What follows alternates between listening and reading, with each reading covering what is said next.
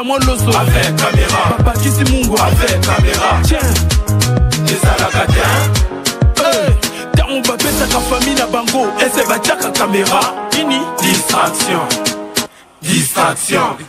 Azalaka kuluna lelo akoma bâtisseur. Aboya distraction. Asali bilanga asali baban. Johnny Kabamba abeti milolo. Mais yo koba distraction na kata ba ministre. Tous les gars 20 millions détournés. Natango c'est les morts, c'est les boum boum. Basangi bekola malonga. Distraction. Yango John Kabamba alobia. Très bien. Mokolela mon abino balandia une très grande mission. La dimension ya continent d'Asie, émission nangaye, émission na yo, émission ya population congolaise en général. Ba papa, ba mama, bilenge, bande konyo surtout bozolandanga de partout, bo se désespéré te namboka la biso Congo pour tozaka na RDC en dehors ya RDC. Tozala mboka mosusu te, mboko ya ngai, mboka na yo. Très bien, merci beaucoup. Je crois que Monsieur Abato, tout est braqué dans la cour constitutionnelle. Je crois que l'invitation est déjà envoyée. Je pense que non, de Moïse Katumbi Chapoué, Félix Antoine Tshisekedi par rapport il y a un recours soit bateau bakotisaki moi baiki qui na bango par rapport il y a bakombo misusu par rapport à la nationalité babiloko moi ebele mais enfin cour à Bengisi Ndeko Antoine Tshisekedi na Moïse Katumbi Chapoué. Je pense que ça vraiment l'isolo tokobeta mokolo malelo actualité ça penza ebele. Je crois que tokomeka ko épingler yango na émission le peuple parle, il y a Mokolo Malelo. Je crois que Botindagi ba SMS moi est belé par rapport il y a participation il y a Nico Faye na lukie ya koluka bat balobi Nico Faye a kini parce que ya baneko ya na système ya relaxa ba prix il y a Babiloko, il y a première nécessité, mais enfin, à Moni, bonne gouvernance, Nico Faye a changé côté, tout ça, la Nico Faye, Nakati, il y a plateau, il y a émission, les peuples parlent. Merlez vous, c'est vrai, elle a vraiment réclamé, même Namikili, il y a Poto, tout ça, la Merlez vous, Nakati, il y a plateau, Bandeko Bele, Balobi, est-ce qu'il y a ça, le problème, il y a Gillette, Bapé Saeba Sombelae, Gillette, Akata, Souki, Wana, reconnaître que Félix, Azo, ça, la Biloko, il y a bien Nakati, Mboka, ça, c'est très bien, on a des amis tout dans la bidon la commission. Je crois que Bazola Nabiso na Bukavu, Bazola Nabiso na Boma, na Goma, Bazola Nabiso na Mbujimayi, Bazola Nabiso na Lubumbashi, Équateur, Bazola Nabiso. Merci Mingi pour la confiance. Je sais que na côté à Union Sacrée, Tozali Nandeko Gauthier, je crois que équilibre Rosala vraiment total na Katia Plateau, deux politiciens plus un journaliste et investigation, Nico Faye. Ça, c'est très bien. Je crois que Nico Faye peut faire une nomination à Ndeko Edika Pen. Je crois que les autres moi Makassia, Motasali, Mikolo Belé na prison. Mais enfin, Babi Messier, est-ce que vous avez la compte à rendre ton Nico Faye Mbote na yo? Mbote Ndeko John. PSP Bandeko Nabiso, je laisse la primaire à vous, vous présenter Bandeko Moussousou. Na PSP Bandeko Nabiso, il y a PSTV en général, il y a le peuple parle en particulier. Na yoki betinga eloko aoko na kimi parce que bonne gouvernance c'est Kotimboka. Na zozonga la bonne gouvernance mais na koko sans passer na rappel nationalité. Bon limbisanga parce que Nazana Moutoukate, moyen comme ma tableau mounene, Isate, peuple a retenu que les lots a 53 jours pour ma ponomie. 53 jours. 53 jours. Nicolas Mousso qui est déjà le problème d'un régime en place. Nico Faye. 53 jours. 53 jours. C'est-à-dire moins de 2 mois. On n'a pas ça garantie en 3 mois. C'est-à-dire. Garantie nous on va pas aller sans un mois. Il y a comme entamé deuxième mois. Calamité est aussi là 53 jours. 88 jours pour na faire un mandat parce qu'il faut que ça la différence entre tenir l'élection na faire un mandat. Mutu na mutu à ça la part où y a 147 jours banda mona mboka Salomo Kalonda escadé la bakanga qui est na ndenge to monaki ba lokota qui est na ces avions. On pensait que le ministère public, malheureusement, infraction au port d'armes a été déjà abandonné. transféré devant la haute cour, par la cour d'ordre militaire, ministère public a aussi ba remise, lelo, mutongo bakanga qui n'a pas condition à zober la macasse. Certifié par une attestation médicale, on ne veut toujours pas libérer. On ne veut toujours pas laisser la personne d'aller se faire soigner. Il faut santé naïsa ko senga ba soins appropriés, malheureusement. 532 jours banda bunanga na biso ekenda, 59 jours banda ba wazalendo ont été massacrés. Wazalendo d'un côté massacrés, de l'autre côté applaudis. 48 jours banda mwana mboka na biso Stani Boujakera bakanga kiyepe na ndenge tomonaki mandat de comparution te, mandat d'amener te, avis de recherche pour un responsable comme Stani, et il y a une adresse bien connue, responsable dans un des médias, mais malheureusement il a été accueilli de la manière que nous connaissons. Au lobby Makambo, Tokimi, parce que bonne gouvernance est athée. Peut-être Erna Kataki, dollar Isaki na 258 était. Est-ce que dernière émission de est-ce que dollar Isaki na 258, régime Koutaki 160. Vital Camerena Bemba Bakouti 225 000. Oh, vous avez d'abord état de l'île. Oui, c'est ça le bilan, non? Et puis le bilan, c'est un dernier. Oh, non, pas Pagoya. Roi de Belgique, bon, le roi de Belgique. Bon, francophonie et bétail, Talabagnon. Voici les vrais bilans chiffrés, vrais, vérifiés, vérifiables. Jean-Pierre Bemba Bakouti 225, Lélo $100 américains, 258 000. Bonne gouvernance, c'est ça. Mais attention, bah répondre à Ibino, bah que non, il y a déjà dollar réseau qui te matakaka, non? La réponse, va te répondre. Ça n'a rien à voir avec bonne gouvernance ou soit mauvaise gouvernance. Et dans ces cas-là, quand on dit bonne gouvernance, c'est vis-à-vis de la population, non?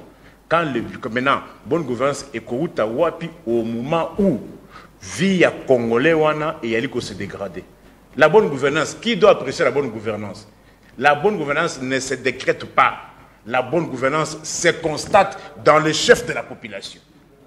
Au foot, 315 000 major. Banda dollar est à 160 000. 315 000. Le dollar est comme 258 000. Ou la bonne gouvernance n'est pas. Là où on apprend qu'il n'y a que des détournements. Boki Makambouya route tronçon Kanangamboujimaï. C'est ça la bonne gouvernance? Ok, pour programme 100 jours, 480 millions. C'est ça la bonne gouvernance? Les impayements. C'est ça la bonne gouvernance? Transco et la Transacadémie Awa. Un établissement créé par l'État dont les agents n'ont même pas un contrat de travail. Bah, agents sont transacadémie, un contrat de travail. C'est ça la bonne gouvernance? Ils ne sont même pas payés. C'est ça la bonne gouvernance? Pour toi, la bonne gouvernance, c'est quoi? Dans un pays où il n'y a pas de permis de conduire. C'est ça la bonne gouvernance? Dans un pays où, balobi que non, au passeport, on a $9, même avec $300, yonanga, toke makamuna biso mususu, babela biso baloba kinin. Passeport $300, il faut mettre 3 mois, 4 mois. C'est ça la bonne gouvernance? Batoi Onatra, régime écoute 4 locomotives. On a tout regardé dans la locomotive 1355. C'est ça la bonne gouvernance? Régime ayé, écoute Congo Airways, et il y a eu desservir par peuple. Le Oyo, Congo Airways et Kangi. C'est ça la bonne gouvernance? Bakouti, esprit de vie. L'esprit de vie est zaté. C'est ça la bonne gouvernance? Le Bana de Bumbashi va bénir transport comme 2000 francs congolais. C'est ça la bonne gouvernance? Mais Batumususu, pour la Batumususu, on dirait que Nikofa un litre oyo ya essence. Oh, essence, 1 litre essence, et ça là qui 1450. Le combien combien? 3225. Essence. Et 1 litre. Biso air, tu as 1 litre, il n'a pas moins $1, à la limite $1. Le lot 1 litre, c'est au-delà $1. Kabila a laissé c'est 1 litre à 1450 francs. Le lot 1 litre commis 3225 francs. Beta machine 3225, 250 moins 1450. Combien? 1000 combien? 1825. 1825. Parlons en termes d'inflation. Plus de 110%. Est-ce que tu vois que crise est vraiment mondiale? Quand on y faille à arriver à Kolobela Biloko, n'est-ce pas que talé mbokanayo, n'est-ce pas que vous avez sabanguna mbokanayo, mais pour sauter un mboka babomba rangote. Non, mon frère, c'est vous qui parlez plus au Libanda mboka. Non, bazwaka bokonzi pona Libanda mboka te. Bazwaka bokonzi pona population, sécurité à Batou, na biloko na bango, na intérêt général. Est-ce qu'il y a eu conséquence ya oyo? Boyoka discours ya lukutate. Calez-nous sur le plan international. Botuna lelo. Avant la crise à Ukraine, un baril coûtait combien? Lelo, un baril coûte combien? Il n'y a pas d'écart. Pourquoi mentir les gens? Il n'y a pas d'écart. Banana côté à Loubé Foyenga, 1 litre ils ont 15 000 francs congolais. 1 litre essence. Tu vas me dire, bonne gouvernance c'est ça. Vie à Moutou Ezaline. Insécurité, c'est ça la bonne gouvernance? Massacre commis quotidien. Ituri, Komanda, Kolobate. M23, Yekuna appelé sur moto. Ana Komutu Balobi, Mobondope, Azaka ko avancer. Insécurité, qui n'a vu la Kisangani? Nalobi, Chopo, Kisangani, chef-lieu ya Chopo, Kisangani. Bazako Bomonawana, na Kisangani. Na Kisangani. Bonne gouvernance, c'est ça wapi? Nini lisusu niko faïna. Bonne gouvernance. Bonne gouvernance. Lipa ya Ipak Oyo Izaki 250 francs. Le lieu commis 700. Mais pouvoir ils ont quand même partagé. Est-ce que tu vois que l'institution Moussous et qui change quand l'institution président de la République Nico Faye. Institution présidente, ngana lobby que non nani ngana lobby régime et lobaki bakutu bakolia 4 fois. Batu ba okende potote bakoya kotanga na Congo. C'est là Malembe. Merci. C'est là la présentation. Tu vas comprendre parce qu'il faut aller par des exemples simples que Congolais a dit comprendre. Il ne faut pas aller par biloko ya keno mutozo comprendre te. Avec 1000 francs, mutozo lipa oyo 250. Moi na sombi mateka oyo 200 francs 450. Moi na kekas a sombi J oyo 350 400 francs congolais. Moi na kekas na 1000 francs. Mais l'élo pour rééditer les mêmes exploits avec moi. C'est là non. Nico Faye autant J oyo, c'est vrai J oyo. Na moni mateka no che na lipa wa peloko ezo salama na izini ya ba congolais to entre. Nyonso oyo ya isama na Congo. Isama ba Congo. Oh bon, zela. Il pack eza na ngiringiri. Vrai ou faux? Ipak baosala na ngiringiri. Mateka oyo baosala na Kingabwa na Marsavuko. J oyo na Kingabwa. Yebisanga eloko uti Ukraine. Elo a Ukraine ezate. La kisanga Ukraine. Très bien, merci beaucoup. Non, merci beaucoup. Moi, la Congo, Nico Faye, je crois que Michel Bandia Ngombala moro déjà en attention. Tosali na merlez-vous. Moi, la Congo moté na yo. Merci. Nayo ki oloba ki babi na ngai okokata soki twana problème na jete mboka ezana mokuya. Mboka ezana mokuya. Et so mona moto azana mokuya kende salon babongisa ye. Le pays est sous une malédiction. Yo pays sous malédiction. Mais malédiction c'est nini? Ndako ba yibaka pa pamba, est-ce batona ba na chance? Ndaku oyo yo ndeko pa kulutu John ndeko John uzala pena bana na ndako ba yibaka pamba ndako wana ezana bénédiction to malédiction ndako oyo biloko nyonso bato basombaka ekufaka nao bakutaki na lupango bato bayeka kofutela babomi ezana ndako ya bénédiction to ya malédiction biso tokoti mokuya po tosambela nzambe asunga biso tolongwa na malédiction mboka ezala libéré. Comment on papa n'a pas de décision où est pepsaka ndako. Te tu es na force régionale, le bien mourir force régionale les contre biso. To comme ba wazalendo ba bomi ba wazalendo, te ba wazalendo ba Rwanda, bango mosuba te papa na yesu, te ba wazalendo ba patriote, faut soutenir bango. Ba wazalendo ba bando kende, papa wana ka soye, cessez les faits, to yoka na bongo na Nairobi. Le pays est sous une malédiction. Telle la malédiction, monsieur. Ponde quoi la union sacrée est dans l'action. Tozo ou dans la banda qu'on a besoin de la tiki-toko, tozo qui n'est pas boîte, mais tu vas dans la poubelle. Nous sommes les habitants des poubelles. Habitants, il y a poubelle. Oh, faut pas bien rappeler pas poubelliens. Nous sommes des poubelliens.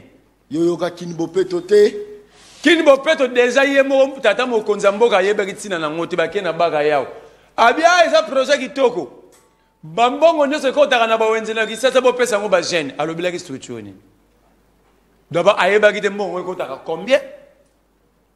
Ba jeune ni nyaza ko lobela. Yo boko loba ba so saka mamna yiki kaka boye. Luka ba za place ba yeba buki zandu. Wapi zandu? Ah, ba toki ba tonga en état. Soki ba lobi ba soki. Maman ba bandote kala ba climatisé. Bango baza batu bango baza ba. Mais les tons di makape. Mboka ba dirija ngona ba futuriste te. So tuni bango insécurité tozana kati ya kosala. Zandu baza kosala. Babuka école mobima école ya 3 niveaux. Kabinda commune ya Kishasa plateau direction plateau. Babuka yango po batia bambatu baulungola la zandu batekaka. Batu batonga wenze na place école, batu bateka te ba maman to muna bateka friperie na wileri. Oza régime ya bibamba. Régime mama puto to bakoko so nota ya zoba. Régime ya tribalo ethnique, régime nazi, régime apartheid, oka gouverneur à province de Telemabi. Olingo ça la campagne na okende pa na bino. Ba kandiana pa na bango za. Pa mukoge za wa. Kongo to za la wa. Pa ba Katumbi, pa ba Matata, pa ba Muzitu, pa ba Fayu les abselons gouverneur. Ah ouais, ça pas ba Tshisekedi.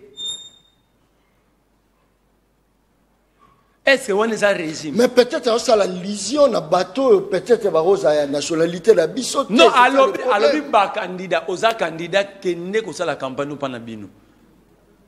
Et pas la bino peut-être la grecque. Ah? Candidat mo étranger ça comme le Noël Chani. Moi na Congo. Hein? Tozeli ba kotsa ba dossier wa ba koti dossier Noël Chani. Noël Chani c'est un exilé mais utilisé par des régimes. Ah, moi na Congo. Ça profite quoi na mboka la biso? C'est ça le problème moi na Congo. Au passeport américain. Là qui sa population ko relaxa pas. Mais un homme de relaxer bien. Au passeport américain, batunos ba. Au Juliango wapi. Au plajate. Batutu ba ke na moniteur américain. Oyo batena lié na ye. Ya États-Unis. C'est le candidat au passeport na congolais. Yango. Na Chani Kabamba. Moi d'invite à Tokabamba. Nyoso mi baleza ye.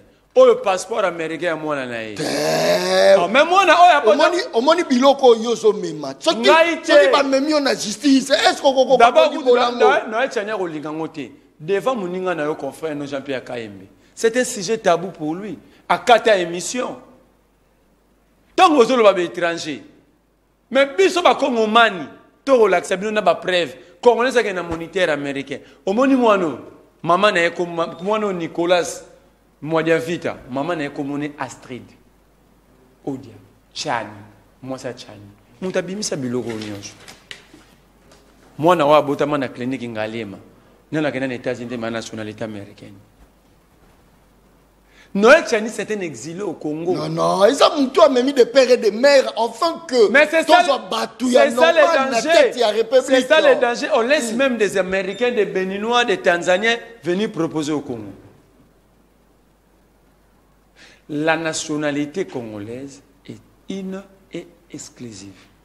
Noël Chani ne peut pas être à la fois détenteur d'un passeport américain et passeport congolais. D'ailleurs, grave, le cas intervenu dans Noël Chani, moi je le mets à défi. Tant qu'on est soit qu'il y a Schengen, abattre la visa na passeport ni. Soit à Mobali, à l'accès à passeport ni bonne émission. Chaque fois qu'il y a un Schengen, on n'a pas visa na passeport américain. Est-ce que tu as dit que Moïse Katumbi mutatindio? Biso ba somba biso chaque jour. To mets ça na mon. Tant qu'on peut na rolobake différence à Kabila na Tshisekedi, Kabila c'était bâtisseur, Tshisekedi c'était destructeur, bon rolobasou Kabila sombinga. Tout on dit na biso. Même si on a somba biso pour la vérité, que somba biso kulutu ya mote, que somba nga pour na ko saka. Basoma été contredit ça. Oh, eza lukuta to eza vérité. Mais attention, na yamba qui spécial na plateau, à tika kolobango, c'est un Congolais. Na yamba ya spécial moi na Congo. Moi David, Chani. Mais na pesi au cadeau. Jour yambe l'accent. Nga kabeli yo na devant ba téléspectateur. Na pesi yo. Na kangisela o bien. C'est là. Agrafele, sengler agrafele. Boya na agrafese. Na tchelo bena bien. Est-ce que Bilo Rognon Suzotala, tu penses que Ekoki est going to apporter un plus dans Mboka la biso? Oui, dans Mboka la biso, parce que la loi est claire. Si on monte à la personnalité mi balé, à Congo, il faut renoncer. Parce que deuxième question, tout dans notre chani, à l'acceptation lettre, il y a recouvrement de nationalité congolaise. Mais pourquoi l'investigation ça n'est pas Moïse Katumbi? C'est parce qu'il n'y en a pas. Non, parce qu'il n'y en a pas Katumbi congolais, la loi elle est claire, la loi sur la nationalité. Mais parce qu'il n'y en a pas. N'a pas besoin d'éléments Katumbi. Batanga ville moko San Vito Deya Normandie na Italie. Bato anotanga ngotanga Kabila zena rapport de force na Katumbi. Mais ça a été clair. Maire ya ville wana Dominico aloba boye na registre ya population ya village na ye. Parce que biso était civil existera te wana. Abi a Katumbi azalate. Mais vous avez attendu muto bango batangi ke tamwe mwamba. Que yaloba ke abotola Katumbi secrétaire des nations tamwe mwamba leki na RFI lelo. Alobi ba bimise na buzoba na bango tamwe mwamba. Mais lelo la RFI. Alobi azalaka koyoka na kati rapport de force mais RS un élément Katumbi atikala jamais qu'on perde la nationalité congolaise. Et puis il a recommandé bango batanga article 7. Très bien. Article 29. Donc mettez la sigolo basali. Baké ko monter na ba faux visa contre Katumbi. Et ça déjà la cour constitutionnelle. Ça j'apprends. Mais ne confirme pas, c'est très crédible. L'homme a plusieurs caméras. Pero Louara vient de confirmer. Alors Biboy, la deuxième a fait le sale boulot qu'on lui a demandé contre Moïse Katumbi. La deuxième a fabriqué un faux visa d'établissement Corée Moïse Katumbi en 2003. Les faux visas et plusieurs faux cachets d'entrée ont été posés sur un faux passeport. Dont le numéro, il y aura un numéro à passeport. Quand vous avez un cours, vous avez un salikou. Le numéro est Y149373. Ce passeport numéro Y149373 et les visas d'établissement sont des faux. Le faux dossier a été transmis à la Cour constitutionnelle hier par le proche de Félix Tshisekedi. On ne gère pas un peuple dans l'inconscience et dans l'irresponsabilité. Les informations les déclarations de l'état-major, ils vont brûler la République pour rien. La présidence de la République est Goleka. Comme ministre Goleka. Mais la République doit rester intacte. Kamoulette a vendu l'icolo, il y a tonneau, il y a essence. D'abord, ils ont décidé en tribalisme pour se réinvalider Katumbi. On envoie un junior, ce qui junior Nani Kasaya, Moulouba. On envoie Noël Chani, Moulouba, pour saisir Negona Bango. Kamoulette, Badi Banga Kazadi pour invalider Katumbi. Mais attention, ce n'est pas moi, ce n'est pas moi. Moi, je dis bien, c'est Pero Louara qui l'a dit. C'est Pero Louara. Pierrot, est-ce que l'évangile à Pierrot faisait ça? Oui. C'est parmi les 6 jours. C'est parmi les 6 journalistes crédibles. Souci n'a pas crédible, on a engagé Kakayo, Likamozate, même Ngaï Motuna Langeza. Yo souci nous a nini pour la RDC. Pour la RDC, souci n'a d'abord bonne gouvernance et le développement n'a pas avancé. Tu penses que Moïse n'a pas mango? Je ne dis pas que Moïse, je dis à un Congolais où ils ont la capacité de remettre bisou. Mais ce que nous refusons, qui est le pays et la diriger qui n'a pas montage. Le gouvernement John Kabamba, Nico Faye, tu as pour ça noter, tu as défendre Moutou, tu as monté contre eux. Ça c'est faux, ça c'est diviser le peuple pour rien. Soki, d'abord tant de excusez-moi. Est-ce qu'il faut que Moïse Katumbi? Non. C'est pour cela on ne dit pas que non, c'est une rétention, il y a ma candidature, et ça de manière, c'est-à-dire qu'on laisse les champs libres. Que tout le monde a compétir. On a la volonté à compétir. Si le bilan n'a peuple à juger. Comment bino bozana nganga bino abike bozana bilan bien. Nganga na bino sino bo gagner match 3-0 mais bon on peut jouer à des verts rouges. Nganga na bino asali match mort na bino union sacra bibo gagner 3-0. Pour vous dire na ba jouer bien bilan bien. Mais beaucoup mi botali ce ba adversaire na bino beaucoup mi ote fois soit rouge. Il faut to conseiller dans la licence à ma mère obeta te FIFA valida qui était. Botika batunyo so ba beta match.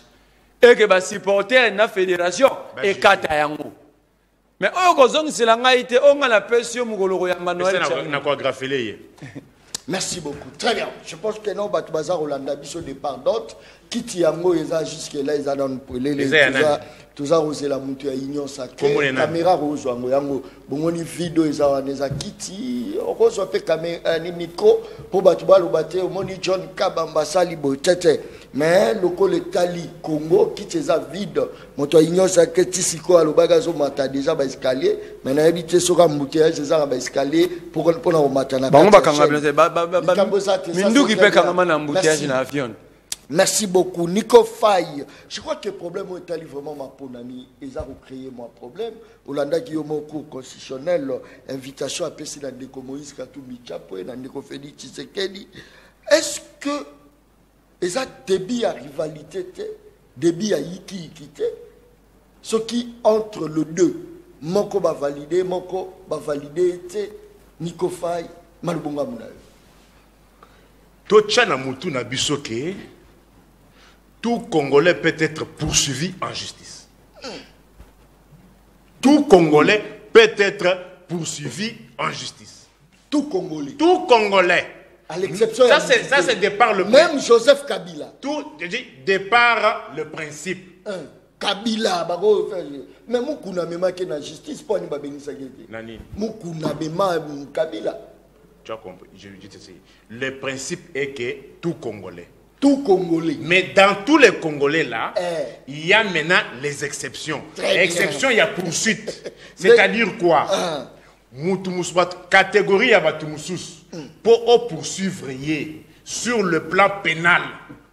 Et que c'est un mécanisme, une procédure, mais en matière civile, tout Congolais peut être poursuivi à tous les niveaux. En matière pénale, en matière civile. Kabila Lelo, s'il a un problème civil, et que c'est un congrès, tu introduis seulement une assignation à une greffe civile, il y a TG, il y a Gombe. On l'atteint en matière civile. C'est en matière pénale. C'est ça aussi l'état des droits. Très bien. L'état des droits aimerait que l'État lui-même a prévu que pour la catégorie telle, il y a tout. Pour les poursuivre, il faut ceci, il faut cela. Remplissez les formalités. Voici d'abord qu'on s'accorde sur ça. C'est ça aussi l'état des droits. L'état des droits, c'est humain nayote, humain nangate. L'état des droits, c'est que dit la loi.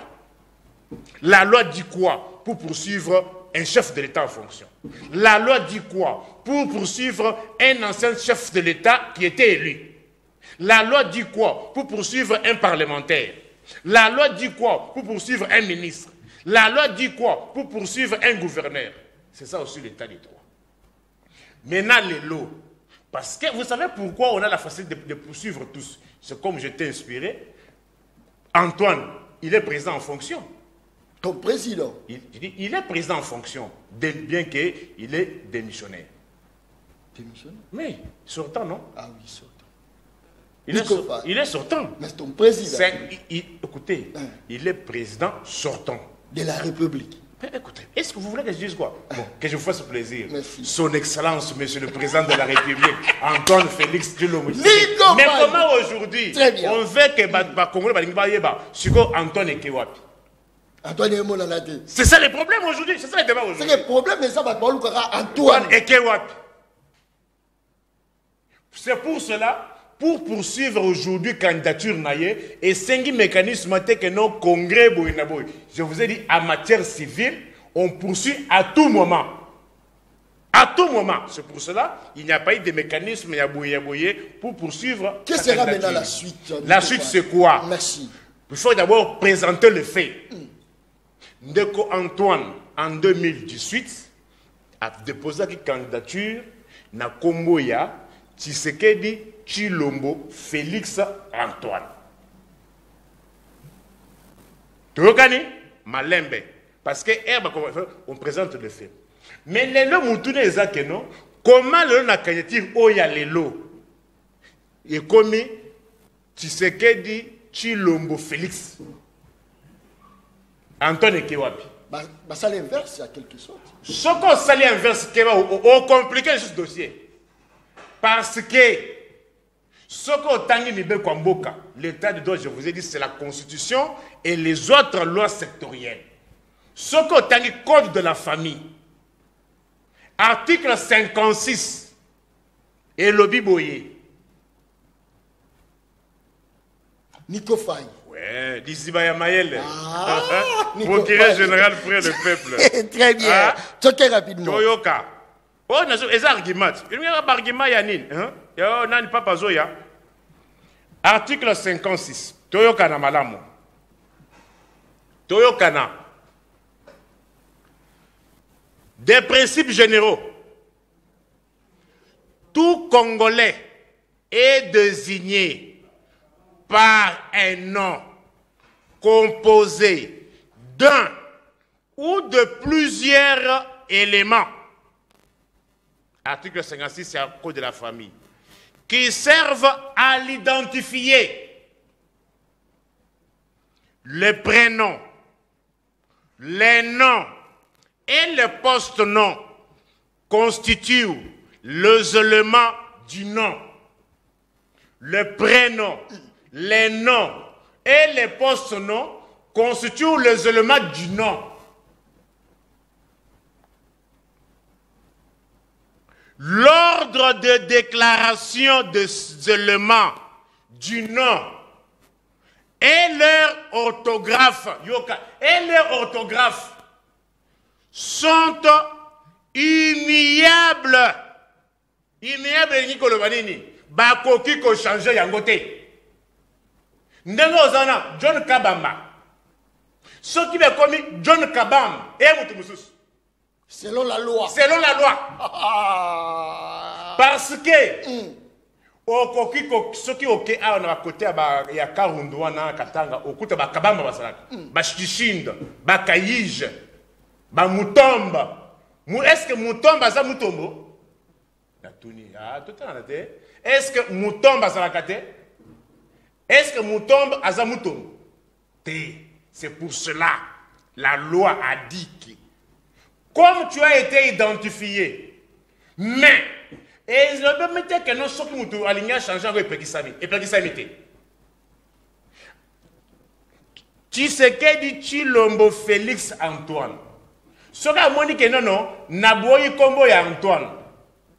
A kokende koluka jugement na tribunal ba pesier kombo ya Tshisekedi Tshilombo Félix Balongoli Antoine.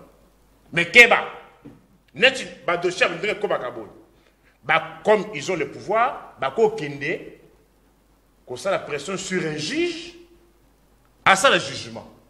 Ça peut se faire. Ba ko ça le jugement ba antidaté avant date de la candidature. Mais il y a des conséquences. Ceux qui vont antidater et que par un pur hasard, français par un pur hasard, il y a produire un acte postérieur, il y a un jugement au Bakosalisa, mais il y a un Antoine. Merci. Très bien, merci. Moi, Congo, Merle, vous, qu'est-ce qui fait que les Congolais basent toujours dans l'Ilobama côté discussion? Mais le Congolais, la clé, les Congolais, ko tshela na ba poison bambasu nese loko ba senyika ba kombo ba liste ko funda ni bandi se sanga ye kotoyo Noël Tiani kotoyo pe seti pa tche kotoyo. Qu'est-ce qui fait que ba Congolais na place ya revendre na nye ya kotala ke moko ezala ba richesse belé moko ezala nyonso Mais le peuple est pauvre, qu'on réfléchit. Comment qu'on transforme les ressources, la richesse. Qu'est-ce qui fait que les Congolais ne soient pas il y a les Congolais parce que tu as la constitution. Modèle, il y a Rotambola. Tu penses que Moutoutou a pour la constitution? Non, tu as les Congolais, même Nandako.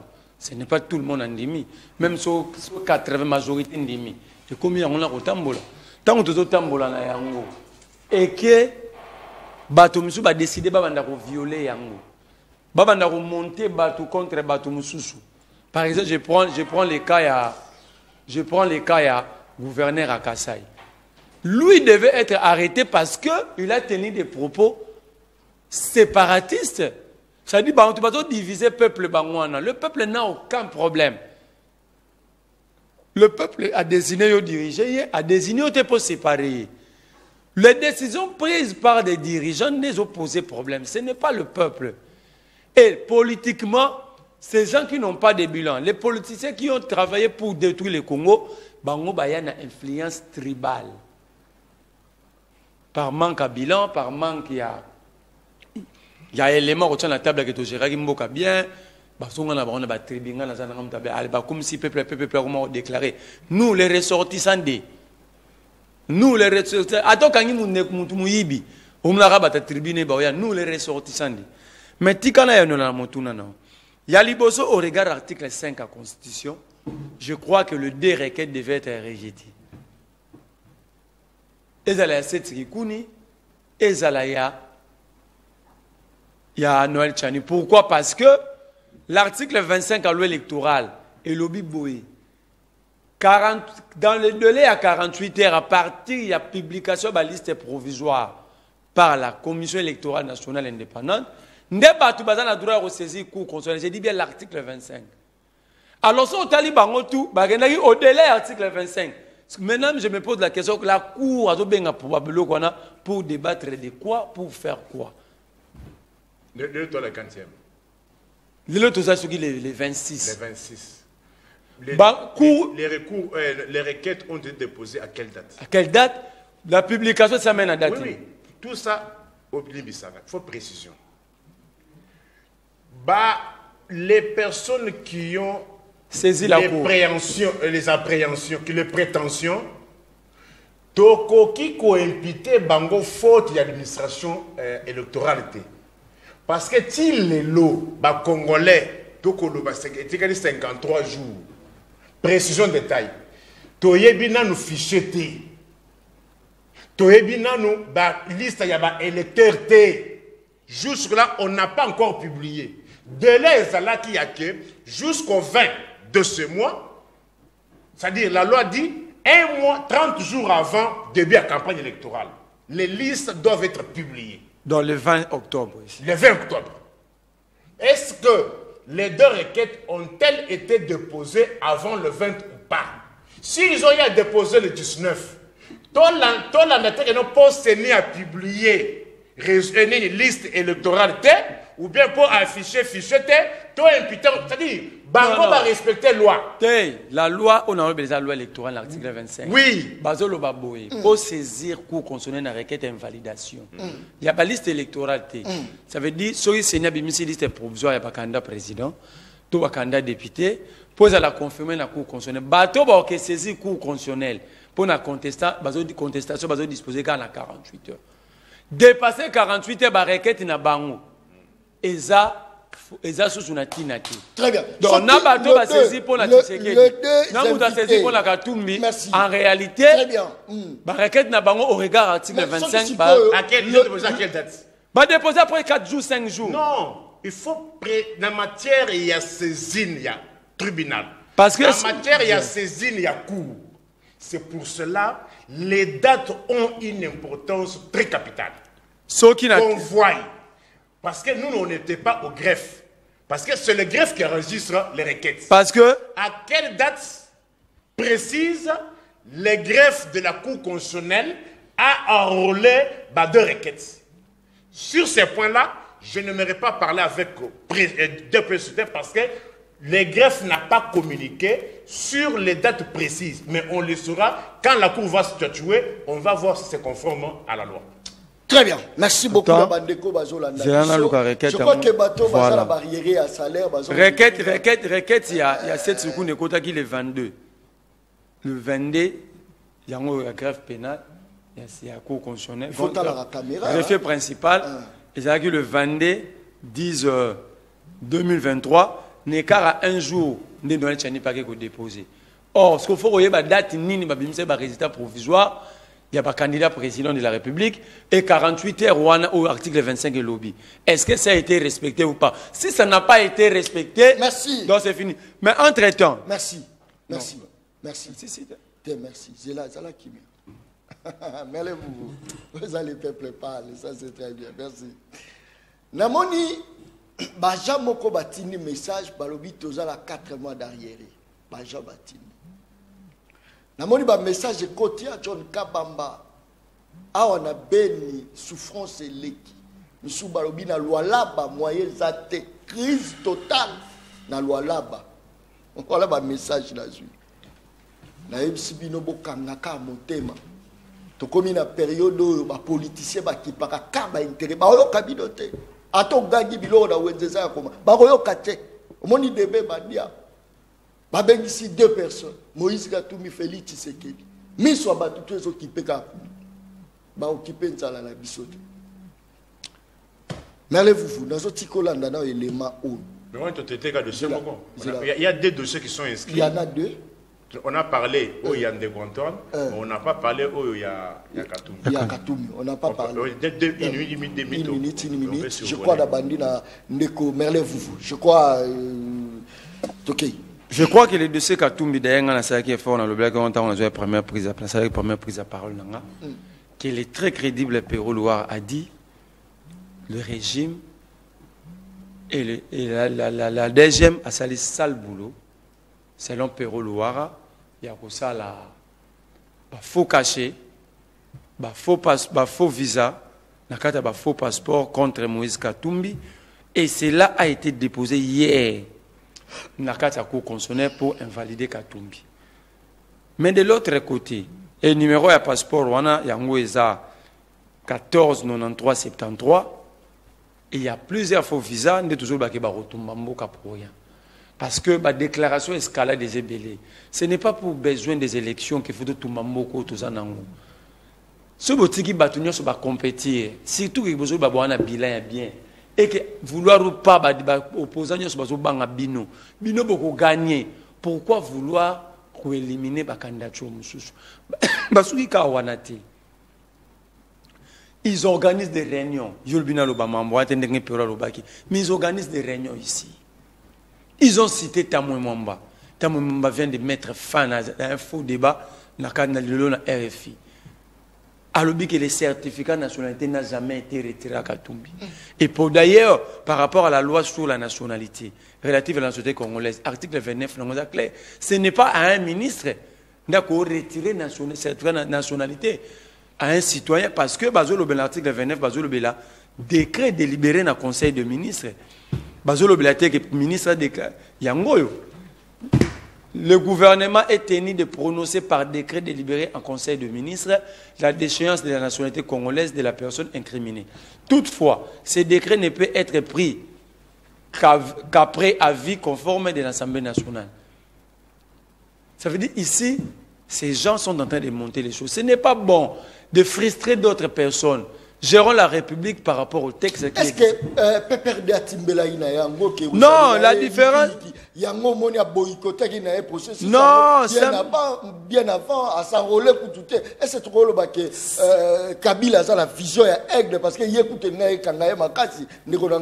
non, la différence entre la Kabylie et le régime actuel, c'est l'amateurisme.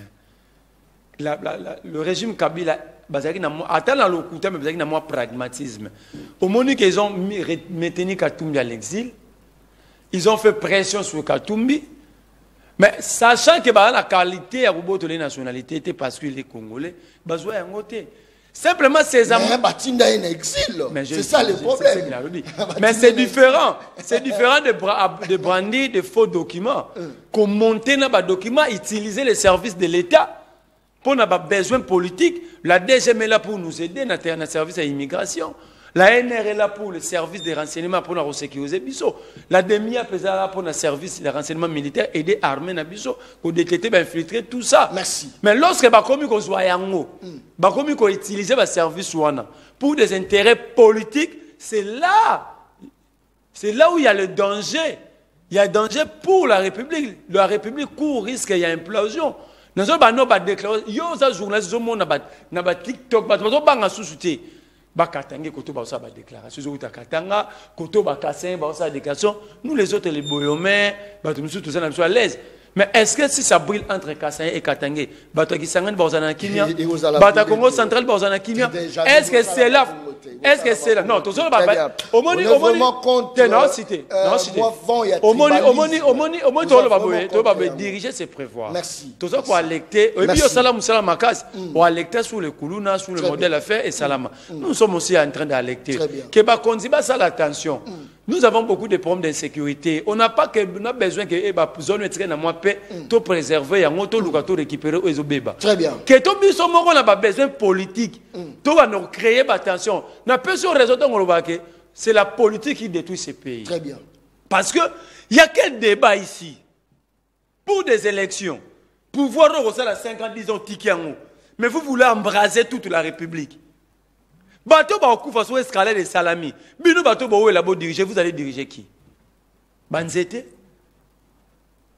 Le ba mboka Mikel ko ba Zambi. Et comme on a simple, bateau ba déposer candidature, la loi est respectée. Très bien. Et si nango a gagné Merci beaucoup. Merci bandeko. Ba message zo côté belé. Pour la nini ndeko John Kabamba, moto union sacré ayete. Omoni na présentaki. Avo ya la oyebisayo, Nico Faya Rosalanda merle vous. Mutu tout ce qui a Nico Fay na melevu batu bazo désister ba désister ti asuka a signer lobina roya alobia ça la ba escalier tisiko la tini la mutu sécurité ta aza ko combattre na yebité eza foti na ngai a remplacer Nico Fay na bubu na yebité Nico Fay rapidement il y a koloba surtout les mengi tout faut la population non quota dossier à Moïse et Congo na sengelima et permettre que tout fongola moi branche élection ezali moment ya batu et comme ça mboka pour epela monter. Très bien. Moni déjà comme monde, il n'y a pas eu enrôlement pour cause d'insécurité. Il y a eu bunaga, il y a eu masturuchuru. Parti munene ya Masisi, parti munene ya Iragongo, il n'y a pas eu enrôlement. Lelo na Kisangani, il y a insécurité. Est-ce qu'il faudra-t-il encore rajouter d'autres poches il y a insécurité? Parce que batuna batu baza na ba base quartier généraux na bango oyo ba kolinga injustice té. Si on estime que tel ou tel il y a un bilan à présenter, pourquoi pas pourquoi pas permettre à tout le monde de compétir? S'il y a un bilan, qu'on présente le bilan. Parce que votre kabatu pona premièrement passer un projet de société. Sur ce point, cherchez par tous les moyens à écarter certains candidats dans le bureau ou bien dans la décision de justice non fondée et cause la bienté par le temps qui court. Moi, je pose la question. Qu'est-ce qu'on reproche réellement aujourd'hui à Katumbi? Qu'est-ce qu'on reproche réellement aujourd'hui à Matata? Qu'est-ce que le régime trouve en eux pour chercher à tout prix à les écarter de la course? Pourquoi j'ai cité Matata? On a vu comment ce procès a évolué. Il y a eu d'abord un arrêt Kalouba se déclarant la Cour constitutionnelle incompétente.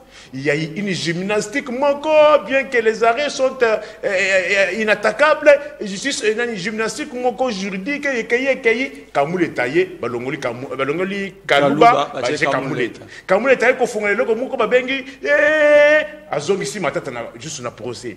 Yemoko Kakawane. Président a composition au Matata et Vous ne voyez pas que non, ça sent au moins la partialité. Or, plus Bazali ko accumuler ma frustration, un jour et koki ko imploser. Vous qui déclaration il y a gouverneur, il y a Kassai central. Vous pensez que non, ce qui gouverneur, on a la gouverneur, il y a province Moussoussou avait tenu ce propos, serait-il en liberté? Pourquoi on dit que Moukeba est en prison? C'est parce qu'on lui a reproché propos subversifs, tendant à incitation à la haine tribale. Mais propos, il y a gouverneur, il y a Kassai central. Est-ce que ça ne peut pas aussi faire appel, tout le monde a procureur, à se saisir, à Kanga, gouverneur, là, la situation, il y a frustration. Merci. Très bien. Merci beaucoup. Moi, je pense, merci. Si on estime que Katumbi n'est plus congolais, merci. Oui, c'est un débat. C'est son droit, il y a Nani, il y a Noël. Mais si il y a un certificat de 2015 qui n'a jamais été balayé par un autre certificat, je pense que non, c'est un merci. débat. Très bien. Merci. Merci. Fabriqués dans des bureautiques pour frustrer les gens. Bonjour John Kabamba, Tozo Landabino, na cité de Bosonjo, na province ya Mongala, awa crise économique et l'équi. Mbote na Nico Faye Pena. Merci beaucoup, mon amour. Merci. Salut de John Kabamba. Aïe, aïe, aïe, je pense que appelle Koti Saline de John Kabamba. Atabachaka. Merle vous Nico Faye. Atezala Kinga Imutainyo Sacré. Nakoyate. Faut y aller justifier, c'est justifié. Faut venir, ça c'est très bien. Saline de John Kabamba, félicitations aux deux invités. En merci. Tout cas, émission Likolo Makasi Atamutainyo Sacré. Merci beaucoup. Saline de John Kabamba. Awa na Congo central, insécurité totale. C'est insécurité ça comment mobima ça ne fait que grandir. Est-ce que vous ne voyez pas que non? Il conflit tribal ethnique. Moi, je suis de Kisangani. On a même dépêché certains policiers qui disent ça. Moi, je suis de Kisangani. Est-ce que tu es au courant? Plus de 2000 déplacés déjà, plus de 500. Na Kisangani. Tu es bien à l'intérieur. Merci beaucoup. Nani a apporté solution na mawaya ba congolais mituna tozako mituna banani bakoya pe ko valoriser ba qualité ya mboka bota la colonisation ya monnaie étrangère na franc congolais na biso colonisation ya ba langue ya ba paya na ba langue na biso colonisation ya ba biloko zo ute pa ba paya o ezako kota na ba biloko ya biso ala kati colonisation même ya ba paya pa ya biso moko kende ko sala pa ya India mona ndenge India zo sala ba congolais na ke investigation na bipona nini bozo futa batu na biso bien tende tombo kelinga bima bino moko leta futa ka ba jala bino ndenge nini bima na yoki na soni merci rapidement pour la émission yo mais zo katayo très bien il y a 4-5 jours ba congolais au ba ko sala musana supermarché SK ba lobi nga procureur banda toye awa tozana contrat de travail te ya mibale bafuta biso 406 000 francs congolais. C'est vrai, parce que tangi na comment entreprise, 406 000 francs congolais. 406 000 francs nini restauration ezate transport ezate même belé bazo ça na ba restaurant ba expatrié au bandi musala de au coach musala 14h au bimi 23h. Ce que vous bêtez machine de 14 à 23 c'est 10 heures de service. On t'a télémi. Merci. Et le bakolia ezate. Merci. Na lobi na bangoni. Beaucoup kaki koka mo soki keno soki toke pas l'état kuna ba respectaka. L'état yemoko azos créer ma société contrat de travail. Ezate. Salaire. Ezate. Très bien. Ba engagé neti na malewa. Merci. Neti na cabine publique. Merci beaucoup. Très bien. Je pense que non, merci beaucoup na bandeko tout baza branché et puis bandeko bazo féliciter en tout cas merci penza moi mingi ba message zo kota menazo ibate zo kota de façon moi bonsoir papa John vraiment papa na kendaki na province ya Kwilu na village Kipata mabula mai ezate yo mabaya de côté yo mabaya. Très bien. Nazo tikabino quand même. Boza la bana bakenda apeke là sinon, c'est ça non. Nazo tikabino parce que ça mwana tuni motuna bino pe boza ba para bolanda motuna ya mwana Congo Richard Vwidi o ajuster moi son ana moi bien pour toyoka moi bien toyoka no motuna ya mwana mais bon tozonga to continuer image régie. Non, comme je suis étonnée. Aujourd'hui, non, comme il nous a dit que parler lingala, c'est un péché. Papa, je ne comprends pas. Expliquez-moi d'abord. Non. Il a dit quoi? Parler le lingala, c'est un péché. Oui. Oh, maintenant, quand on parle en français, on ne commet pas un péché. Oui. C'est ça votre métier. Oui, donc. Attends d'abord. Est-ce que tu peux me dire, nous avons combien de langues nationales? 4 langues nationales. Qui sont? Lingala, Tchoulouba, Congo, Congo, Swahili. Ah ok. C'est votre monsieur a dit que non parler les lingala.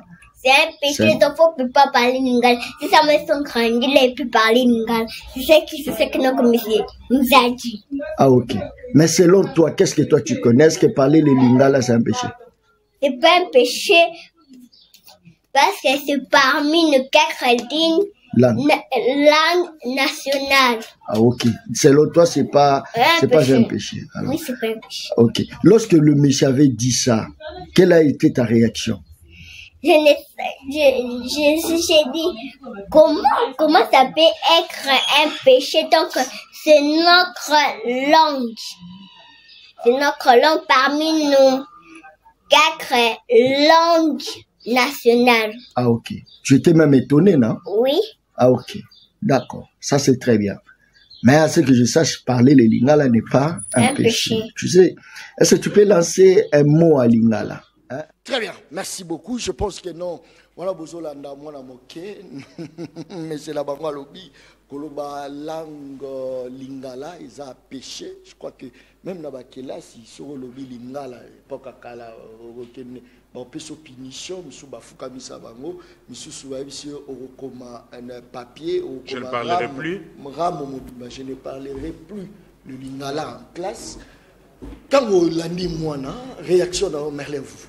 Non, c'est très grave que enseignant, pour tant que ça en français, aïbisa moi na ke koloba langue ya mboka na ye, ils a péché. Pour qualifier de péché, c'est grave. Après, quand on a une bonne école, la langue autorisée, c'est la langue française. Quand tu dis ça à un enfant, donc moi, même l'anda,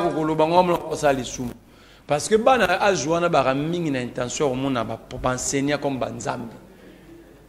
Pour la moi, les gens banzambe mutaye bisi que ce que ça les logo boé, c'est détruire notre culture. Ce n'est pas bon. Et moi d'ailleurs, on a toujours la réforme, mais c'est la locution, l'enseignement de la langue traditionnelle, pour regarder français, mais on a rappelé lingala. Pour les langues na langue na msezo bunga, au côté nanda comme sous papa na maman, balobara na bana ka na français, moi na yebi lingala te. Moi j'ai ces cas na famille maman na maman. Donc moi na ya moi si maman lekinanga. Moi na ya moi si akenda pototi. Ayoka lingala ya yoka mukiye alobaka en français. Est-ce que ça m'a bé mon appel? Non, ça m'a bé. Oh, mais comment est-ce qu'un arabe? Mais à ce qui est en Rwanda awa, batang sara en anglais, batang sara na Kenya Rwanda. Biso premièrement na mon on batang sara bana nulle part. Biso to komara français anglais. To la sabana parce que la langue est un patrimoine culturel à la pays. Ça dit que là ça va la culture en même temps si la culture na biso ba langue na biso za mabe za péché que prof enseignant elle dit moi la ne ba lo ba coutume na biso za kindoki donc elle dit moi la culture na biso ba langue na biso za péché moi na bangi ko ça la lingala or c'est une langue net ba net française net anglaise biso plus il faut faire l'effort de promouvoir d'ailleurs lingala les langues car nationale à Congo té. Ah, on a Brazzaville, balobara yango, on a Gabon, balobara yango, on a Centrafrique, on a Côte d'Ivoire et Côte RCA. On pouvait bien porter cette histoire qui est quand on a la langue à l'Union africaine. Comme officiel. Voilà. que to koma abiso moto lo ba kezak ça de tombe langue na biso zo ba na mboka ba paya tout ça ba na biso moko. Est-ce que ça fait partie à complexe? Et même complexité, c'est vraiment bassesse. C'est vraiment bassesse. C'est le bas niveau. Très bien. C'est impossible que c'est là et où tu es un enseignant. Et c'est grave. L'enseignant peut même être sanctionné, suspendu pour un moment. Merci beaucoup. Nico Faye, est-ce qu'il y a une politique qu'on peut mettre en place pour valoriser la culture nabiso? Comment on a moi na ba ébicier linga les a péché? Malobonga munayo. Oui, moi Namboka avant de sa réponse, na autre chose un message moko sikoyo. Bandeko alobi azali engin à Congo Airways, bien qu'à Congo Airways mais bango ne ba batela ka avion, c'est-à-dire au-delà de la sécurité il y a RVA. Bango bazali en sécurité il y a Congo Airways mais banda ba vanda 20 mois ya moyo bazo ba chutité bazo mais c'est le même cas là immeuble intelligent va côté chômage non seulement côté chômage mais bien que balobi que non compagnie et kangi mais hier il faut akende ko kengela avion wana asa transport ba pesa kayete mais akenda kaka 20 mois dans le Congo des pères et des mères. Non seulement Congo, compagnie et Kanga, mais Banyongo Yakal. Où il y a 20 mois Bazali, où il y a 14 mois Ezali. Congo Airways, compagnie d'aviation. Dans un pays où la population a besoin de plus de compagnies d'aviation pour desservir la population, mais compagnie Zokanga. Rapidement, parce que sous ma tata pognon,